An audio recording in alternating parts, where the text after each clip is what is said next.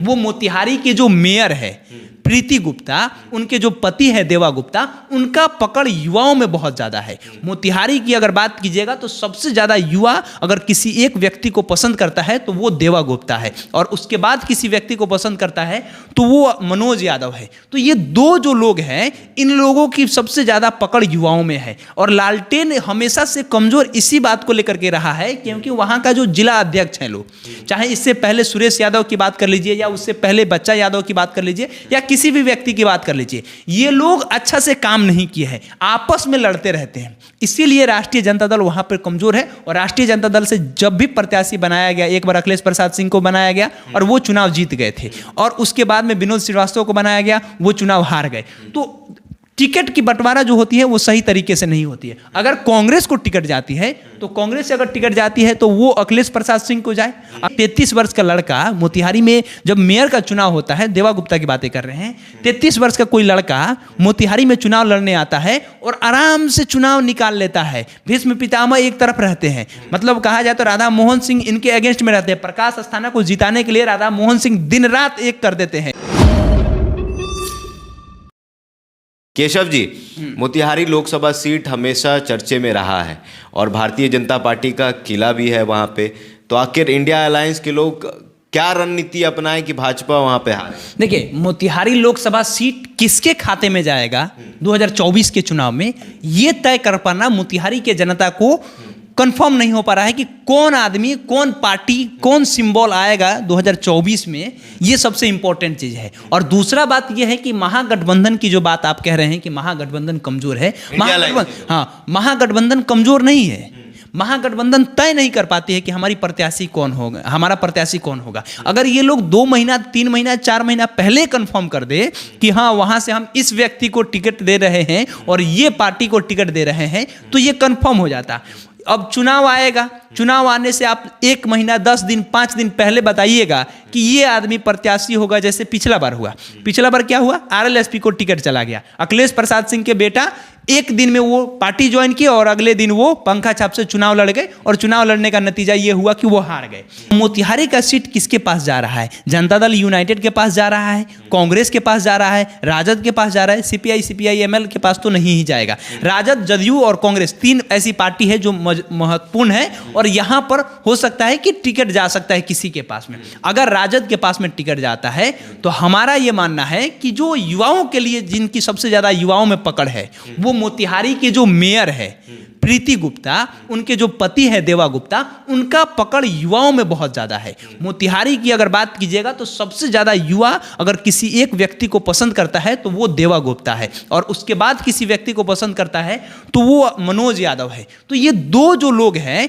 इन लोगों की सबसे ज़्यादा पकड़ युवाओं में है। और लालटेन हमेशा से कमज़ोर इसी बात को लेकर के रहा है क्योंकि वहाँ का जो जिला अध्यक्ष हैं लोग, चाहे इससे पहले सुरेश यादव की बात कर लीजिए या उससे पहले बच्चा यादव की बात कर लीजिए या किसी भी व्यक्ति की बात कर लीजिए, ये लोग अच्छा से काम नहीं किए हैं, आपस में लड़ते रहते हैं। इसीलिए राष्ट्रीय जनता दल वहां पर कमजोर है। और राष्ट्रीय जनता दल से जब भी प्रत्याशी बनाया गया, एक बार अखिलेश प्रसाद सिंह को बनाया गया और वो चुनाव जीत गए थे, और उसके बाद में विनोद श्रीवास्तव को बनाया गया, वो चुनाव हार गए। तो टिकट की बंटवारा जो होती है वो सही तरीके से नहीं होती है। अगर कांग्रेस को टिकट जाती है तो कांग्रेस से अगर टिकट जाती है तो वो अखिलेश प्रसाद सिंह को जाए।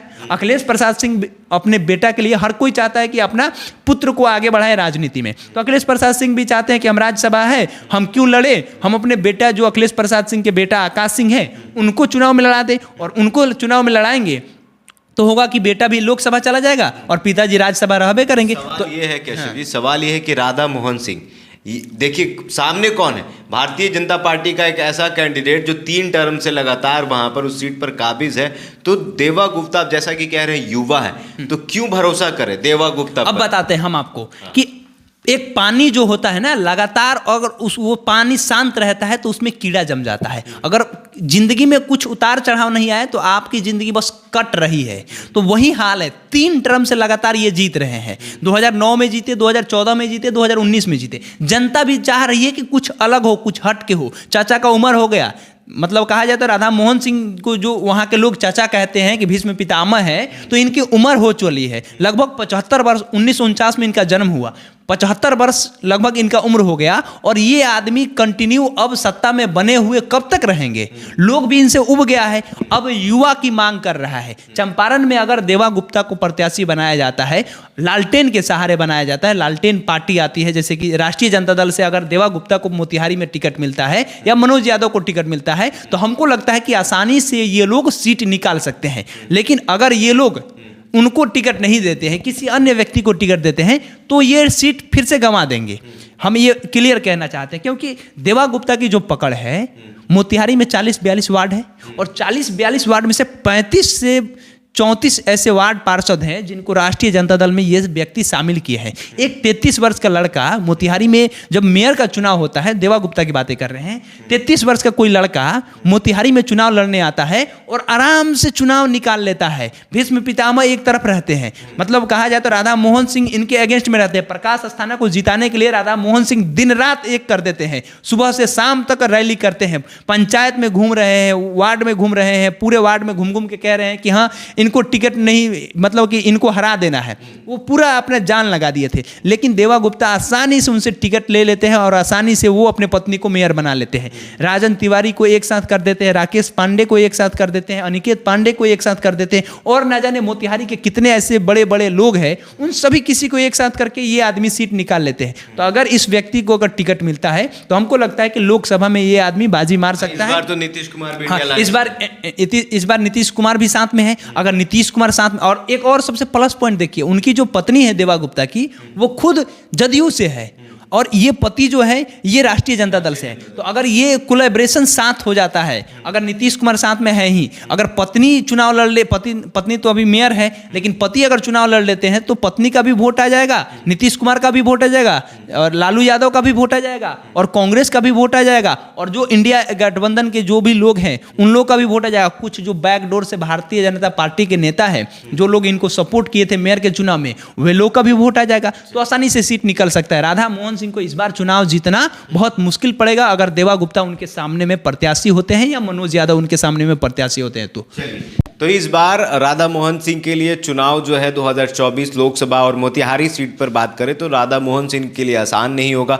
एक तरफ इंडिया अलायंस और नीतीश कुमार जो हैं, जो हर चुनाव में एक फैक्टर होते हैं, वो भी इंडिया अलायंस के साथ हैं। तो कहीं ना कहीं केशव जी ने बताया है कि युवा पर अगर चाहे तो इंडिया अलायंस के लोग और राष्ट्रीय जनता दल जो है वो कार्ड खेल सकती है। बहरहाल आपकी यह प्रतिक्रिया हमारे कमेंट बॉक्स में जरूर बताइएगा। अगर आप हमारे फेसबुक पेज पर हैं तो लाइक करिए, अगर आप हमारे यूट्यूब चैनल पर हैं तो सब्सक्राइब करिए। बहुत बहुत धन्यवाद।